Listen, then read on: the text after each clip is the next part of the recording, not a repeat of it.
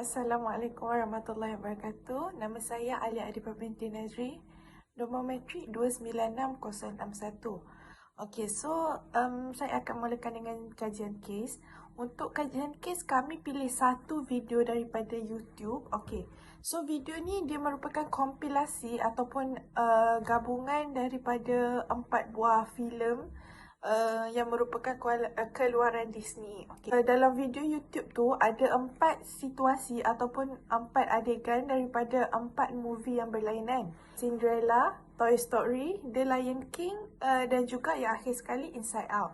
Okay, dalam kajian kes ni sebenarnya dia banyak tunjuk situasi yang berlainan bagi menjelaskan tentang kepentingan pembelajaran operant ataupun dalam bahasa Inggeris operant conditioning dalam kehidupan kita, ataupun nak jelaskan lagi, dia nak tunjukkan bahawa apa kegunaan pembelajaran operant ni dalam kehidupan seharian kita. Pada pendapat saya, keempat-empat situasi dalam filem yang telah dikompil dalam satu video YouTube tu, dia akan bagi gambaran yang jelas untuk kita tentang keperluan pelaziman operant ataupun pembelajaran operant untuk kita memahami proses manusia ataupun haiwan untuk mendapatkan ganjaran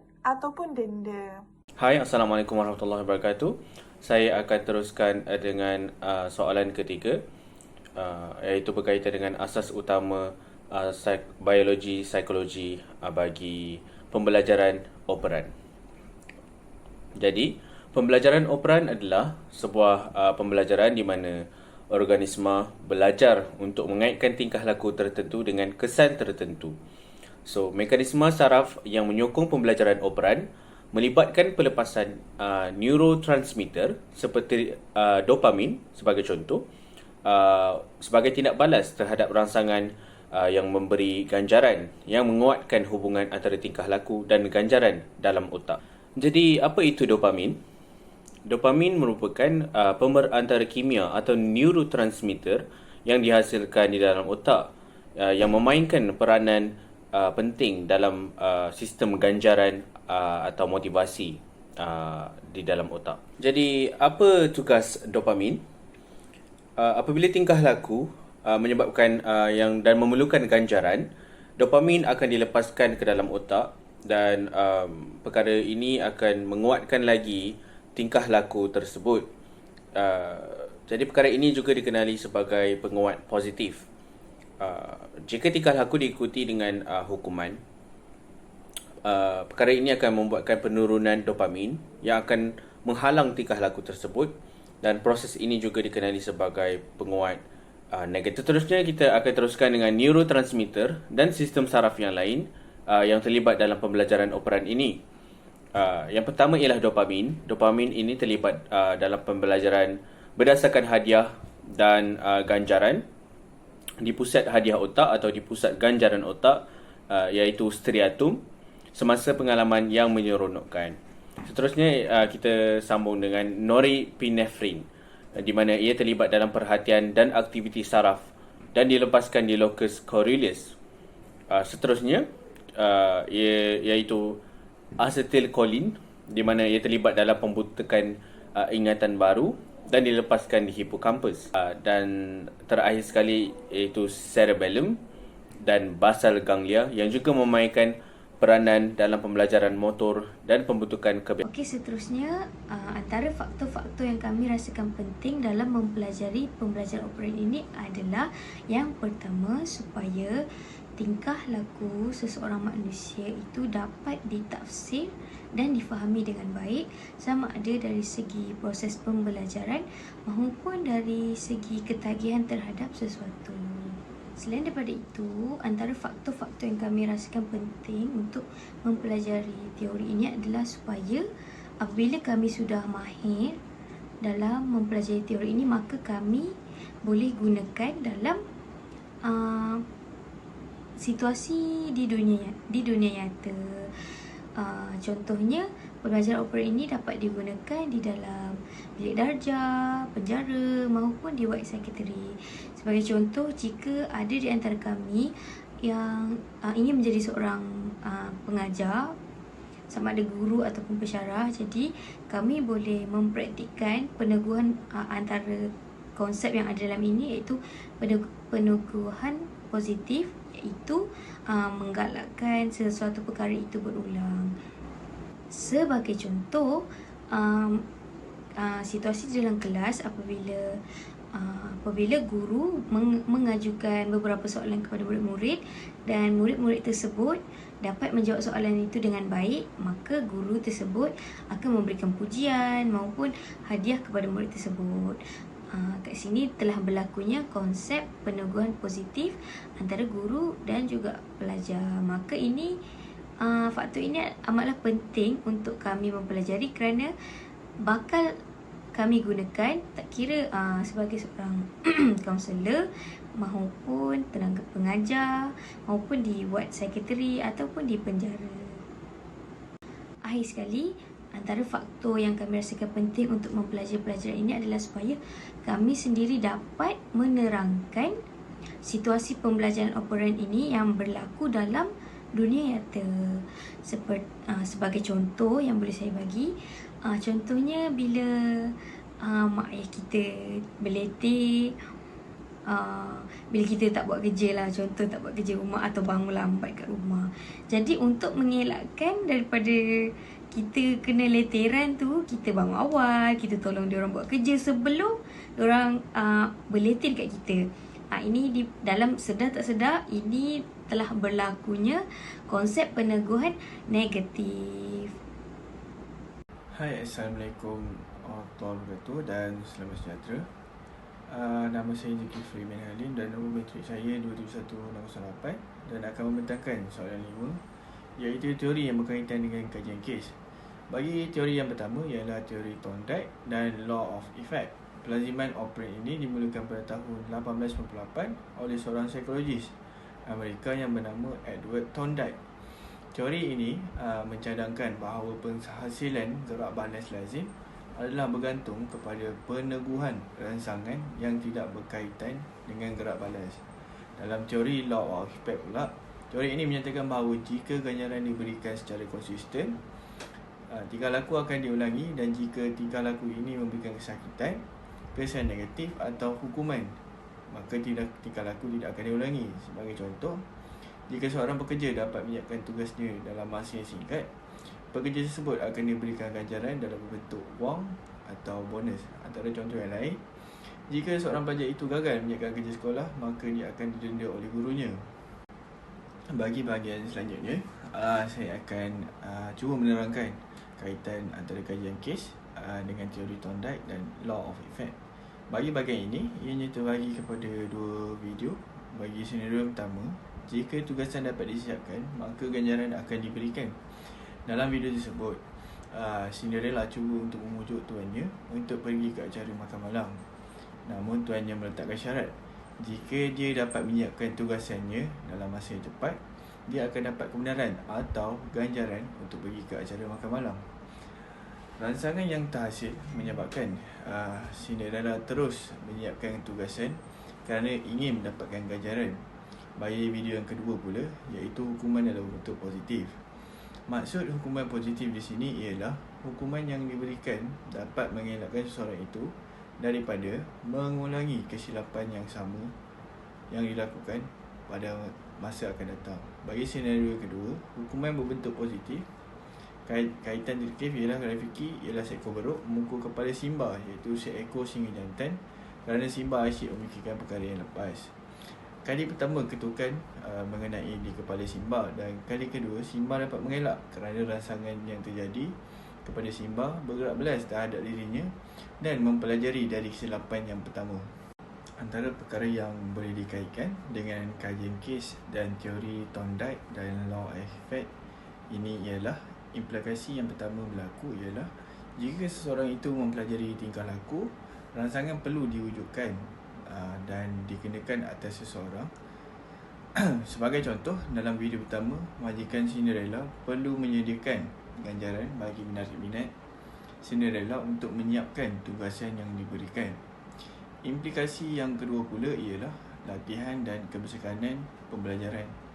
Dari video yang kedua, Simba dapat mempelajari untuk mengelak diketuk oleh Rafiki kerana Simba telah mengalami proses pengulangan dan meningkatkan kemahiran dan ingatan Simba untuk bersiap sedia dalam apa juga keadaan.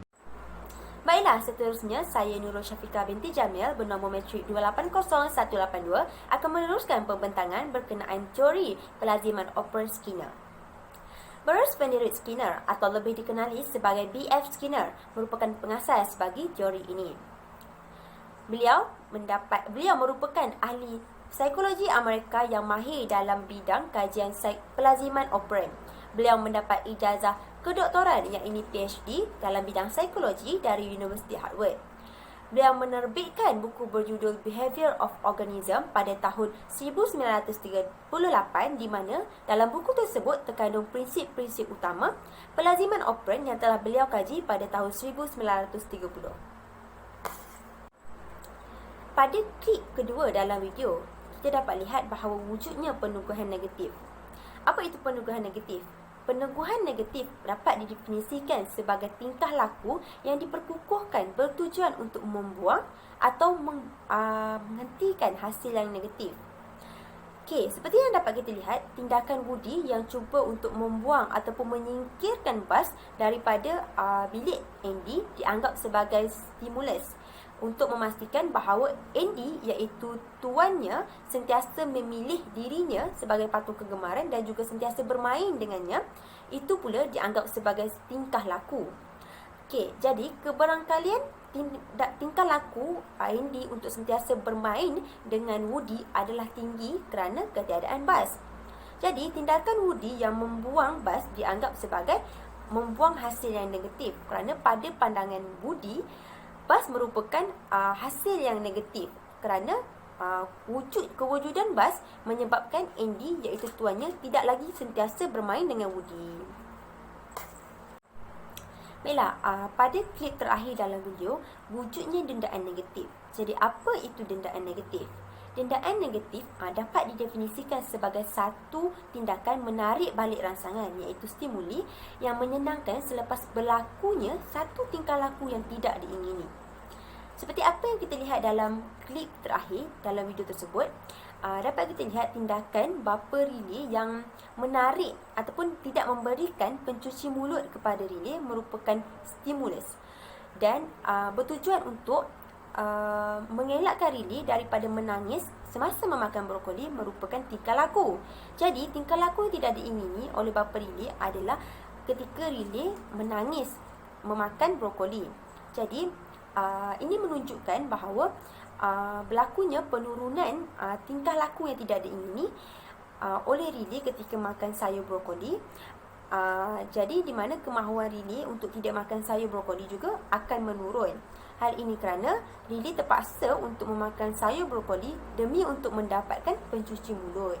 Dengan itu, tingkah laku yang tidak diingini oleh bapa Riley akan menurun. Jadi tingkah laku Riley akan berubah kepada tingkah laku yang lebih positif. Dan yang terakhir merupakan kaitan video dengan teori pelaziman operand Skinner. Jika kita lihat pada klip kedua dalam video, dapat dikaitkan bahawa jika seseorang itu mempelajari tingkah laku, maka rangsangan perlu dikenakan ke atas seseorang sama ada membuang atau menghentikan hasil yang negatif.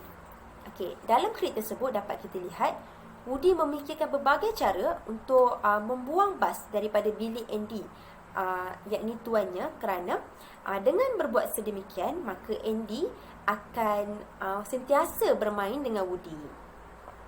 Okey, bagi video klip yang terakhir dalam video tersebut dapat kita lihat bahawa wujudnya latihan dan keberkesanan pembelajaran, di mana dalam klip tersebut Riley dapat mempelajari bahawa sekiranya dia menangis semasa ingin makan sayur brokoli, maka bapanya tidak akan memberikannya pencuci mulut.